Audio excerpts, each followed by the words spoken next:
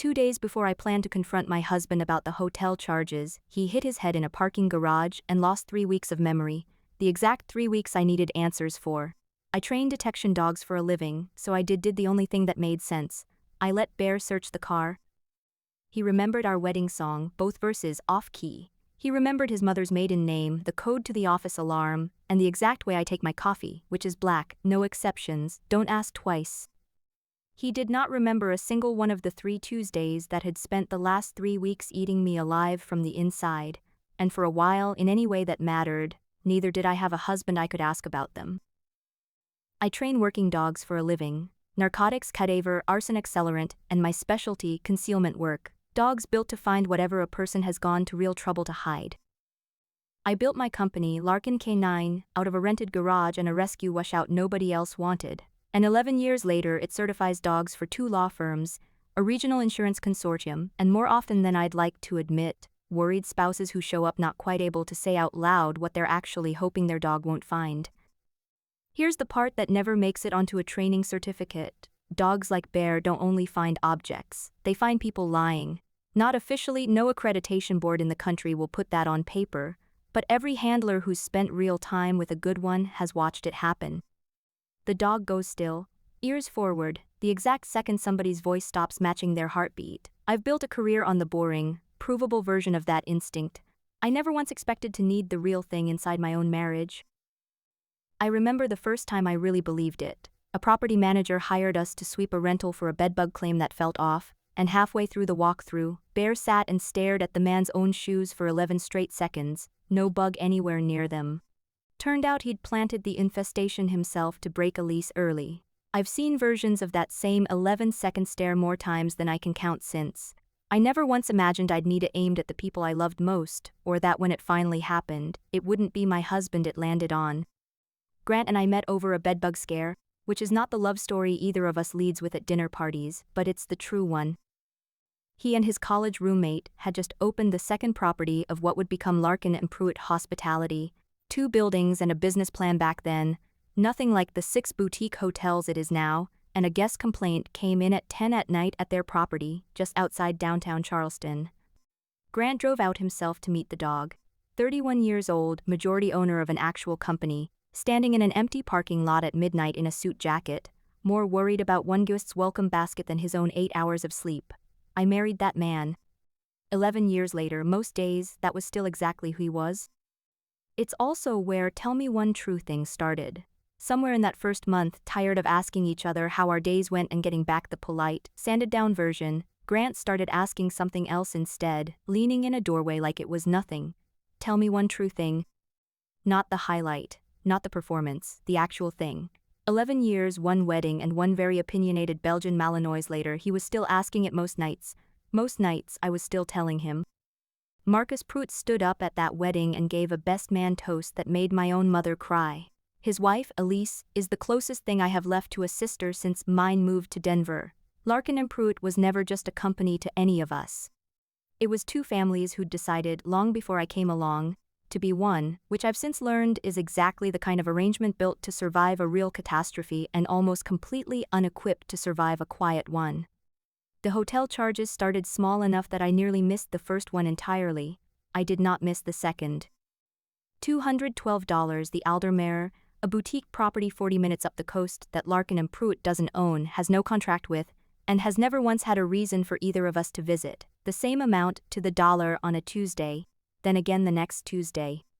A private meeting room booking, coffee service for 2, according to the itemized version I eventually pulled up out of simple, sick curiosity. I have an accountant's memory for numbers that don't belong. It's the same instinct that tells me 3 seconds into a search, when a dog's alert doesn't match the room it's standing in, a felt wrongness before I can name the reason. I felt it after the first Tuesday and told myself it was nothing. I felt it after the second and started taking screenshots. I didn't confront him. I want to be honest about why, because the honest version isn't flattering. I told myself I was building a case instead of avoiding one. The same careful documentation I'd want any client to do before accusing their own family of something they couldn't take back. That was true.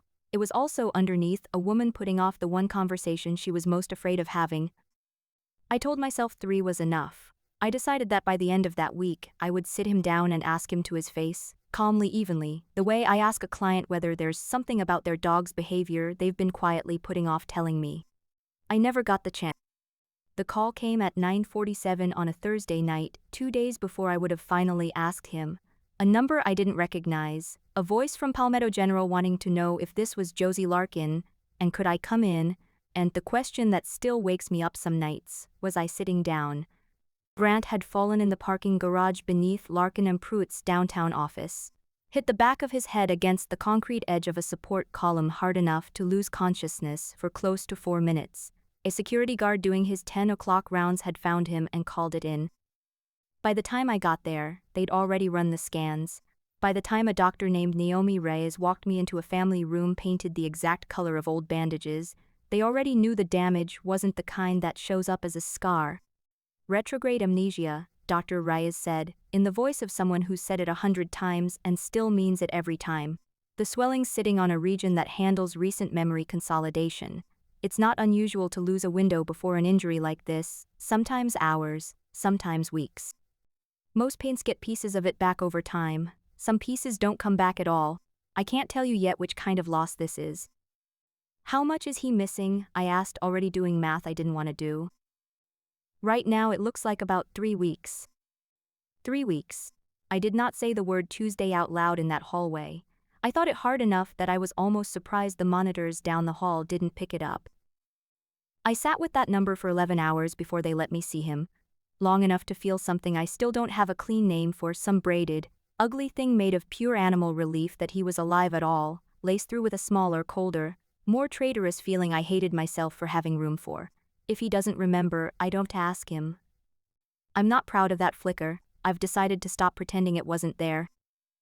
I asked Dr. Reyes, once I trusted my voice again, if the 3 weeks were gone for good. She told me the honest answer was that nobody could say yet.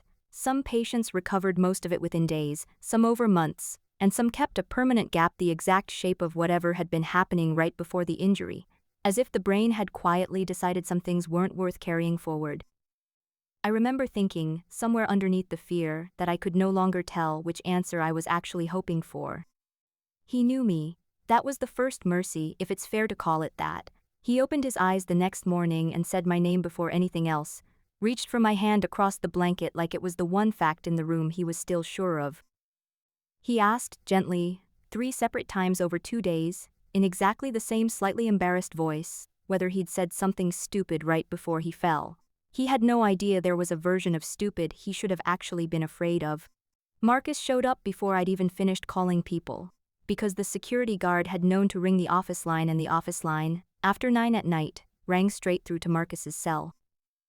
He hugged me in the hallway outside Grant's room, and I let him, because 11 years of shared Thanksgivings and one very long best man toast don't just switch off over a number on a credit card statement I hadn't even worked up the nerve to ask out yet. Whatever you need, Marcus said, and he said it like he meant it, or he sounded exactly like a man who meant it, which I've had a great deal of time since to understand are not remotely the same thing. The company runs fine without either of us hovering for a while. You just take care of him. That's the only job either of us has right now. I thanked him. I believed him completely the way you believe weather. That's the part I still have the most trouble forgiving myself for, not that believing him was foolish, because it wasn't, not with anything I knew then, but that some low animal frequency in me, the same frequency I trust more than my own reasoning on almost every other day of my life, should have caught something in the pitch of his voice, and simply didn't. Bear caught it first. It would be weeks before I understood what I'd actually watched that night in the hospital elevator bay. Marcus holding the door, Bear planting all 4 feet and refusing, gently but completely, to get in with him. At the time I told the nurse he probably just needed a bathroom break. I've thought about that wrong guess more than almost anything else that happened that week. For the first several days home, we didn't talk about Tuesdays, or the Aldermere, or anything that lived inside the missing 3 weeks. We talked about what he could still remember, which turned out to be almost everything that mattered to him and none of what actually needed. He remembered our first date down to the terrible cover band. He remembered the ridiculous nickname his college roommate gave him freshman year. He remembered, with no prompting at all, on our second night home, the question he used to ask before we were even officially anything to each other. He was leaning against the kitchen counter while Bear supervised dinner with the intense, unblinking focus Bear brings to anything involving food. When Grant said it, easy as breathing, like no time had passed at all. Tell me one true thing. 11 years, one wedding and 3 weeks of missing memory later, and it came out of him exactly the same. I told him Bear had learned a new command. It wasn't a lie, it also wasn't by a wide margin the true thing either of us actually needed that night. He was sweeter in those first days than he'd been in months, the specific, guileless sweetness of a man who doesn't know he owes anyone an apology. He fell asleep early most nights, head on my shoulder, Bear's chin on his ankle, and I lay awing math in the dark. 3 Tuesdays. 3 weeks. One husband I loved so much it scared me and could not, for the life of me, fully trust yet. I hated how much I loved having him back like that. I hated more that I couldn't stop counting Tuesdays even while I was falling asleep against him. His car came back from the impound lot on day 6, undamaged except for a long scrape along the passenger door nobody at the facility could quite explain. I told myself, getting Bear's vest out of the truck, that I was only doing a routine safety check before Grant was cleared to drive again. My hands were shaking too hard on the leash clip for that story to survive contact with the truth. Search, I told him, and opened the driver's side door. Bear worked the interior the way he works every vehicle. Floor mats first, then seams, then the narrow gap behind the seat rails where people hide things without ever thinking a dog could smell through vinyl. Professional. No different, on the surface, from 100 other cars I've run for clients who never once made me feel like I might be sick in my own driveway.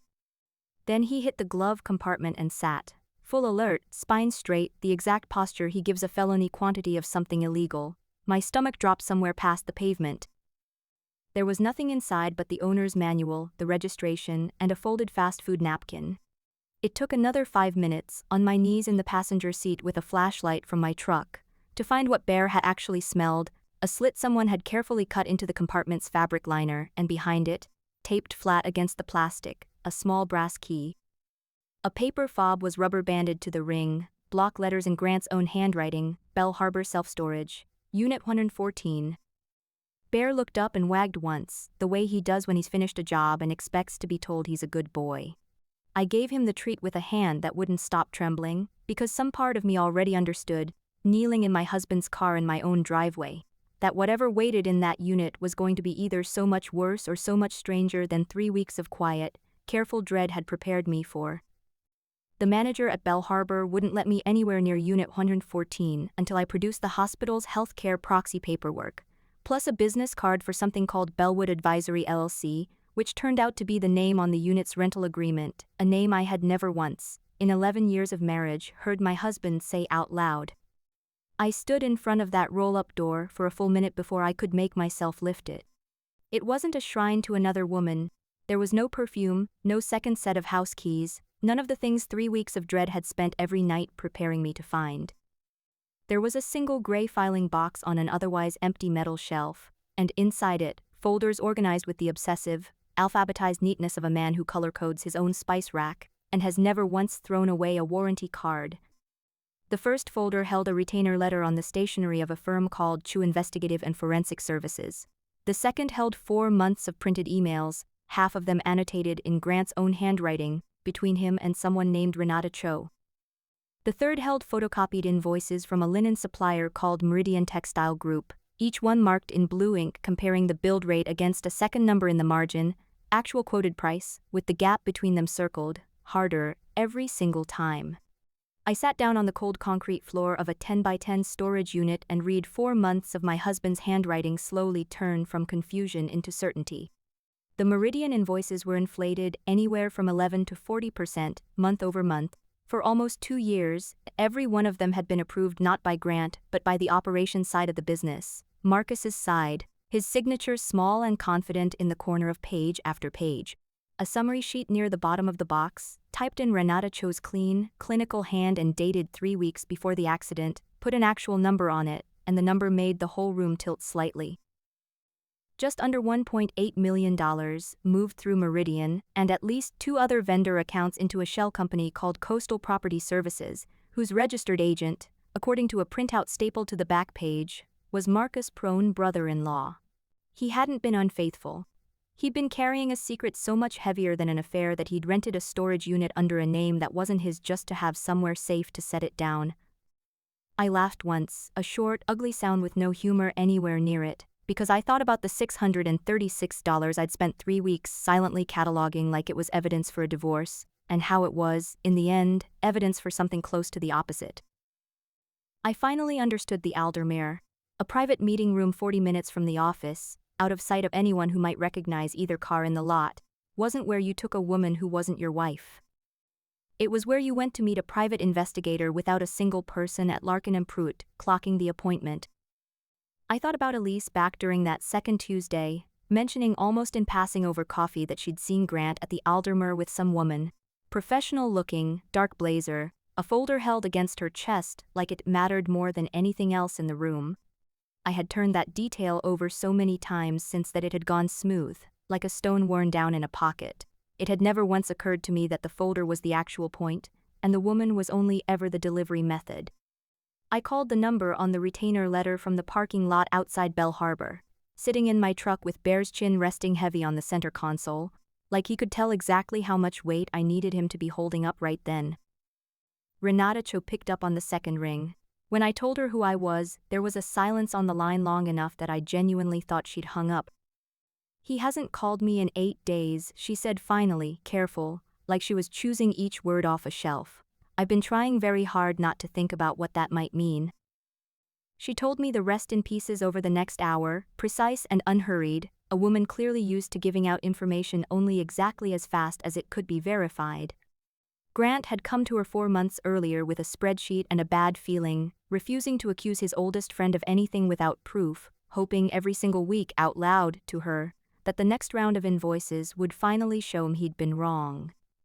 The 3 Tuesdays I'd caught weren't the beginning of anything, they were the end of it. The last stretch of a 4-month investigation that only just started meeting weekly instead of monthly, because they were finally close. He'd sworn her to confidentiality even from me, not because he didn't trust me, but because, in her words not mine, he was ashamed of suspecting Marcus at all, ashamed of not being certain enough yet to say it out loud to anyone who might repeat it before he was ready. He told me the last time we spoke that he was close, Renata said. Close enough to bring it to outside counsel within the month. Her voice changed register, careful in a new way. He also told me something I haven't been able to stop turning over since your husband's accident. He said he thought someone had been in his office, nothing missing, just moved slightly, the kind of thing you'd only notice if it was your own desk. He said he was starting to think Marcus knew. I didn't sleep that night. I lay next to a husband who still couldn't tell me what he'd been afraid of, running my thumb along his knuckles like I could somehow read the missing 3 weeks off his skin the way Bear reads a room, and I understood, for the first time all the way down, that the story I'd been telling myself, contained a marriage bruise and nothing more, had never been the real one. The real one had teeth. Renata called back 2 days later, and this time it was her voice shaking, not mine. Someone was in my office over the weekend, she said. Nothing taken. My file cabinet drawers left a half-inch open, exactly the kind of thing you'd only notice if you're the kind of person who always closes them flush, which I am. A pause longer than the silence from our first call. I moved my actual working files off-site months ago, out of habit from a different case a long time ago that taught me not to trust one location with anything that mattered, so we're not exposed. But I have to be honest with you. I have a business to protect, and a very good reason right now to think twice about putting my name on a public record against a man who apparently already knows where my file cabinets are. She was quiet for a second, then added softer, I've done this a long time. I know what it looks like when someone's just being careless, and I know what it looks like when someone's sending a message. This was a message. I understood the hesitation.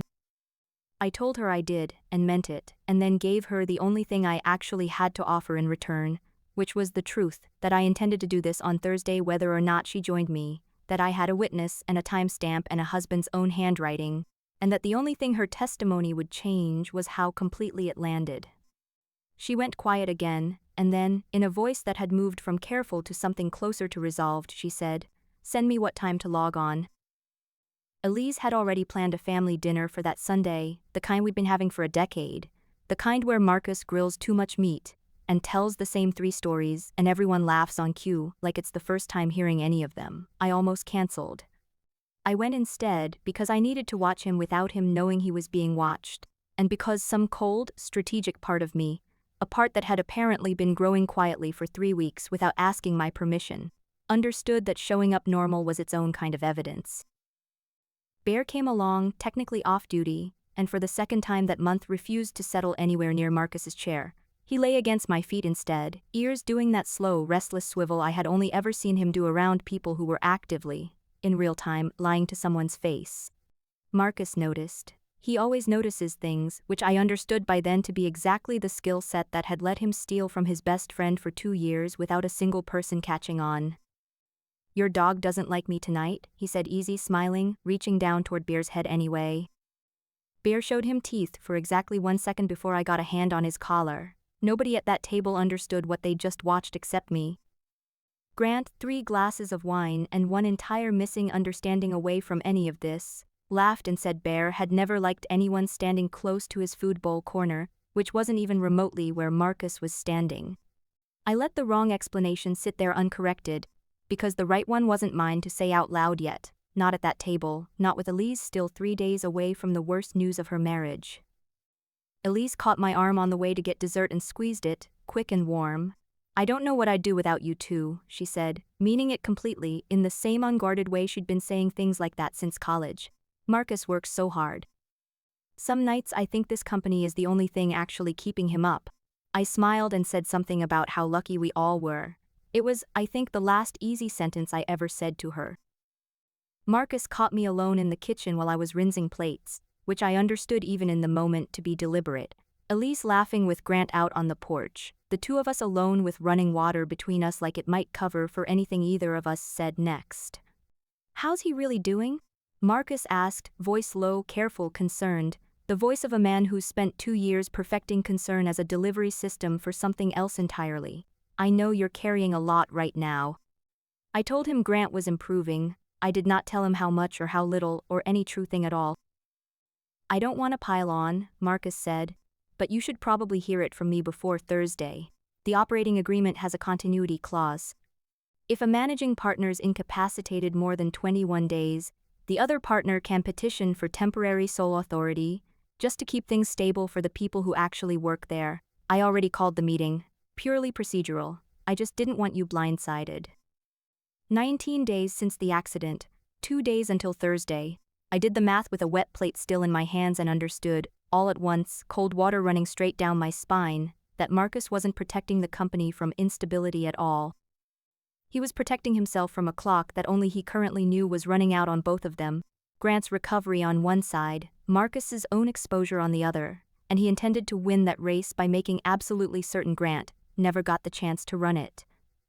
I smiled at him. I told him that sounded sensible enough that I even thanked him for the heads up. It's entirely possible I have never lied to another human being's face with more precision in my life, and I did it standing 3 feet from my own kitchen sink with a dish towel still in my hand. Walt Higgins called 2 days after that dinner, introduced himself as the overnight guard who'd found Grant in the garage, a soft-spoken man somewhere in his 60s who'd apparently 19 days quietly bothered by something he couldn't fully name, until a coworker mentioned in passing a resident's complaint about a car peeling out of his lower level too fast, the same night as that accident with the hotel guy. Walt pulled the timestamp himself off the books because something about that whole night had never sat right with him. There were 2 cars that left in a hurry that night. Walt told me, reading off notes he'd clearly written and rewritten more than once, "Your husband's in the ambulance." And about 6 minutes before that, a silver SUV out the lower ramp, going maybe 3 times the speed you're supposed to down there. Didn't think much of it at the time. Then I saw the same SUV in the visitor lot again last week, and it finally clicked. Belongs to a Mr. Pruitt, comes around a lot. 6 minutes, long enough for an argument, long enough for whatever actually happened to happen.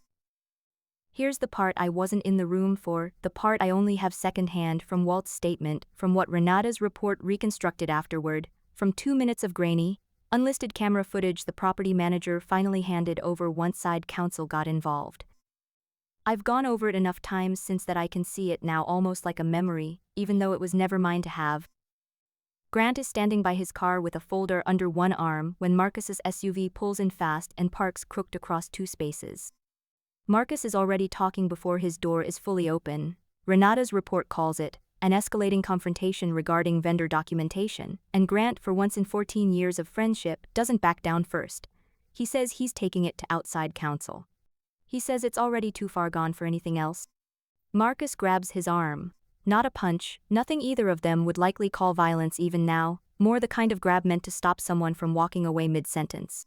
Grant pulls back hard, off balance, and the concrete edge of the support column is exactly where his head lands. Marcus doesn't call for help. The footage shows him standing over Grant for 11 seconds, and then it shows him leaving, fast, down the same ramp. Walt clocked 6 minutes before the real 911 call finally came in, from a stranger heading to her own car, who found Grant and did what Marcus didn't. The parking garage where my husband lost 3 weeks of his life had not been an accident. It had been the end of an argument I wasn't in the room for, between two men I had once, without a single reservation, trusted with equal shares of my heart. Marcus came to the house himself the next evening, unannounced, holding a bottle of the wine Grant likes, saying he'd wanted to check in before Thursday. Bear met him at the door and put his whole body between us and did not move for the entire visit. I hadn't invited him in. He came in anyway, the easy way people do in houses they've been welcome in for a decade, not quite realizing yet that the welcome had already quietly ended. "You should really get that dog looked at," Marcus said, still smiling, though the smile had gone thin at the edges by then, a mask worn one day past its useful life. "He's been off for weeks."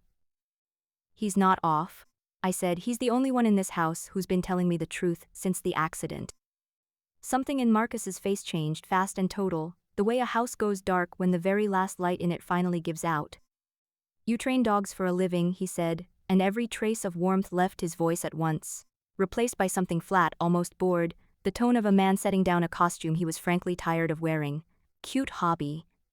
But this is a company worth 11 figures over the next decade, and I built half of it with my own hands. I am not going to let a woman with a kennel and a head-injured husband unravel that because a dog growled at me one time at dinner." "You should leave," I told him, and I meant it as a warning, not a suggestion, and something in my voice must have finally matched the animal certainty Bear had been carrying around the house for 3 straight weeks, because Marcus actually did. I stood in my own doorway after his taillights disappeared down the street and understood, all the way through, that I was done documenting, done waiting for one more Tuesday, or any version of this where I got to be quietly right instead of loudly, finally ready. Thursday wasn't Marcus's deadline anymore, it was mine. I laid every folder from Bell Harbor out across our kitchen table that night.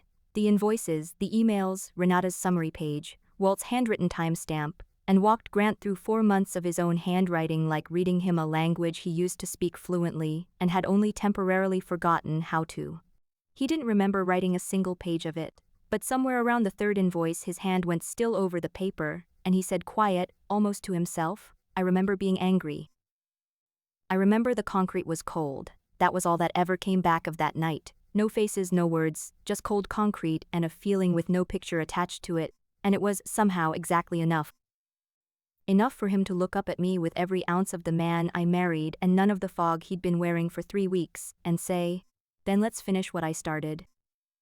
Renata agreed to join by video Thursday morning. Walt agreed to put his account in writing and to hand over, at my request, the property's full surveillance footage from that camera angle, unedited, timestamp intact, the way you'd finally hand over something you'd been carrying alone for far too long. I did not raise my voice once in the 2 days leading up to it. I didn't need to. I had spent 3 Tuesdays learning how to build a case instead of throwing one, and it turned out that particular skill hadn't gone to waste after all. It had just spent 3 weeks aimed at the wrong man. The emergency partners meeting convened Thursday at 9, in the same conference room where Grant and Marcus had signed their very first lease together 14 years earlier. Marcus opened with the continuity clause, smooth and rehearsed, a folder of his own squared in front of him, already halfway through a sentence about temporary operating authority, when Grant set his own folder down on the table hard enough that the whole room actually went quiet. He didn't raise his voice. He'd told me the night before that some things you only get to do once, and he intended to do this one exactly the way he wished he'd been able to do everything else in the last 3 weeks, clearly, and without flinching. "Before anyone votes on anything," Grant said, I'd like everyone to look at Meridian Textiles invoices for the last 18 months. What followed took 40 minutes and felt like 4 hours. Renata walked the room through the financials over video, calm and exact, the same clinical voice she'd used with me from a self-storage parking lot 2 weeks earlier. The inflated rates, the shell company, the brother-in-law's name on the registered agent line, all of it projected in a spreadsheet nobody in that room could argue with, because Marcus's own signature sat at the bottom of every single approval. Walt's statement was read into the record next, plain and unpolished in exactly the way that made it impossible to dismiss. The footage played once, silent, 6 minutes of a silver SUV taking a parking garage ramp far too fast, timestamped precisely 6 minutes before the 911 call that had started all of this. Somewhere in that same 40 minutes, the break-in at Renata's office stopped looking like an unlucky coincidence and started looking like exactly what it was. I watched Elise's face for every second of it, because I owed her at least that much, and I won't describe what it did except to say I have never in my life wanted so badly to be wrong about something and known, with total certainty, that I wasn't. Marcus tried denial first, then a story about a clerical error somewhere in accounting. When the numbers on the shared screen made both of those impossible to keep saying out loud, he tried anger instead, half out of his chair, voice climbing, something about loyalty, about building this company with his bare hands while Grant, his exact words, played golf and married a dog trainer. Nobody at that table so much as glanced my way. It remains, all things considered, the least effective insult anyone has ever aimed in my direction. The board, 3 longtime advisors and the company's outside counsel, hastily convened by phone the night before, voted unanimously within the hour. Marcus was removed from all operating authority effective immediately, pending a full independent forensic audit of every vendor contract he'd personally approved over the last 3 years. Outside confirmed, in the flat, unhurried language lawyers use when they've apparently been waiting their entire careers to say something like this out loud, that the full file would be turned over to the district attorney's office by the end of the week, both for the financial fraud and in a separate referral for the incident in the parking garage, which Walt's statement and the footage together made very difficult for anyone to keep calling an accident. 2 officers were waiting for Marcus in the lobby by the time the meeting ended, not to arrest him on the spot, but to ask him politely and at some length to come answer a few questions downtown. He didn't look at me on his way out. He looked for exactly 1 second at Bear, curled quietly under my chair through the entire meeting, and something in his face suggested he finally understood, far too late to matter, exactly what he'd been up against the whole time. Elise didn't say a single word to her husband on his way out of that room. She sat very still through the last 10 minutes of it, hands folded in her lap like she was in church, and when it finally ended, she didn't cry. Not yet. She said one thing to me in the hallway afterward, her voice steady in a way that must have cost her everything she had left that day. "Thank you for not telling me first. I don't think I could have sat in that room and pretended I didn't already know." The company survived. Boards usually do, once the rot gets cut out clean and fast enough. A new operating partner within the month, the audit finished by early fall, every dollar of the $1.8 million eventually clawed back through the courts, though nobody I know considers that the part that mattered most. Elise filed for divorce the same week the district attorney's office filed its first charges. She still comes to dinner. She just cooks now instead of Marcus grilling, and nobody has once mentioned out loud that we don't miss the smell of charcoal as much as we probably should. Grant never got the 3 Tuesdays back. Not really. He can recite every fact in Renata's file now cold and complete, the way you'd memorize a stranger's biography out of a textbook. But he still can't tell me what it actually felt like to sit across from a private investigator, in a rented room 40 minutes from home, working up the nerve week after week, to find out whether his oldest friend was stealing from him. That particular fear belongs to a version of him I only ever met on paper, in his own handwriting, inside a storage unit rented under a name that wasn't his. Some things came back anyway, in pieces over the weeks that followed, not the facts themselves but the shape underneath them. He started closing cabinet doors flush again without ever noticing he was doing it. He started reaching for my hand in parking garages, any parking garage, for no reason he could name out loud. And he started saying, unprompted, completely on his own, the same 4 words he'd been saying since before we were officially anything to each other at all. The ones that had somehow survived 4 months of secrets and 3 weeks of nothing. Last Tuesday, an ordinary one, no hotel, no folder, nothing anywhere in it that needed documenting, He leaned against the kitchen counter while Bear supervised dinner with his usual unblinking focus, and he said it again, like it had honestly never once left him. Tell me one true thing. I didn't have to think about it, not even for a second. I was already loved, I told him. The whole time, I just didn't have the file yet.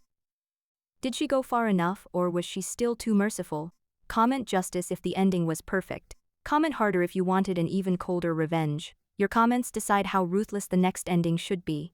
Like and subscribe if you want to be here for the next story.